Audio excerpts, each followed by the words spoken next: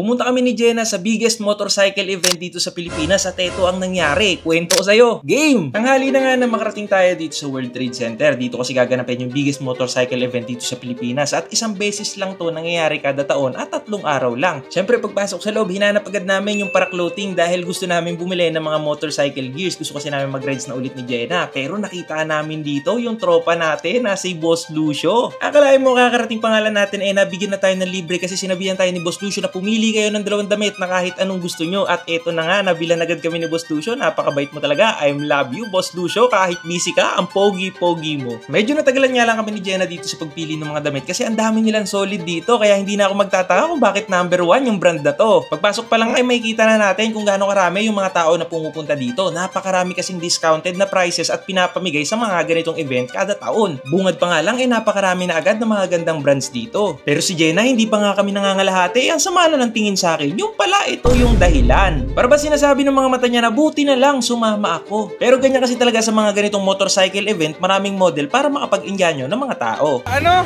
Uwi na!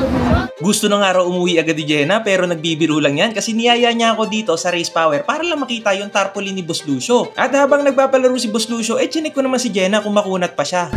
Pangalan mo to?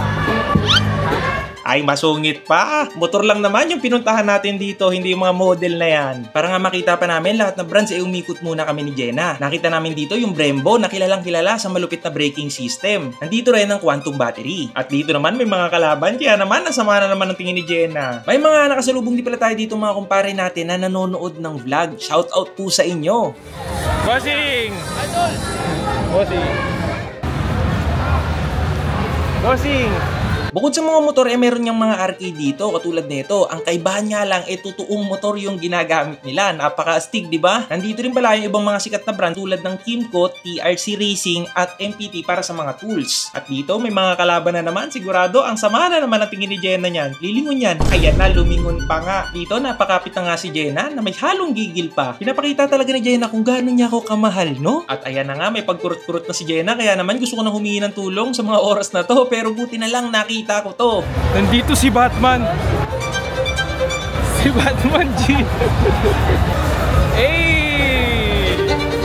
Nandito rin pala si Batman at eto yung motor niya. Dito niya pinark. Tingin ko hindi ito yung pandaily niya kasi dalawa yung gulong dun sa unahan Pero tingnan nyo naman yung gulong nito sa likuran. Napakalapad. Nandito rin naman yung e-bike na ginagamit niya. Tingin ko naman dito, ito yung pamalengke niya. Dalawa rin yung gulong nito sa unahan tsaka sa likuran. Pero hindi lang yan yung mga modified dito. Ito kakaiba. Wala siyang hub. Alam nyo ba yung page ng may-ari ng motor na to? Baka pwede mo naman i-comment sa ibaba. Ito yung motor na ang hirap nakawin, no? Ito yung susian nyo.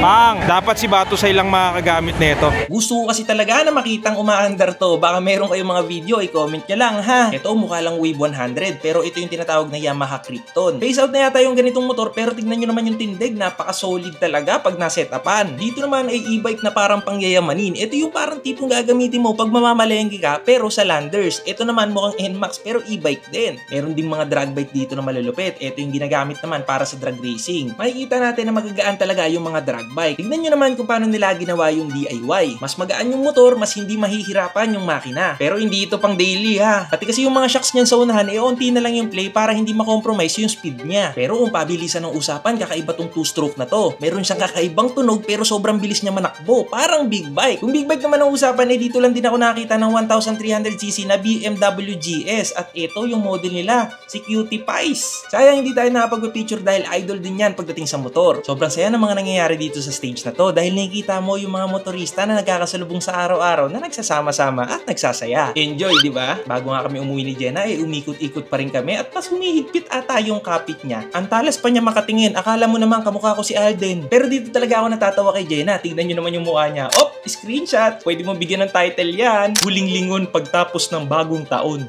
Okay. Pero overall, nag-enjoy kaming dalawa ni Jenna dito sa event. Marami kaming mga nakilala at marami kaming mga bagong nakita. Sana sa susunod na taon ay makasali rin tayo sa mga ganito at mayroon din tayo mga brands para nakakapagpamigay din tayo sa mga tao. Kita-kit sa biggest motorcycle event next year. Kung nag-enjoy ka sa video natin, pakipusuan mo to. Baka next year tayo na rin yung isa sa mga namimigay dito. I love you all!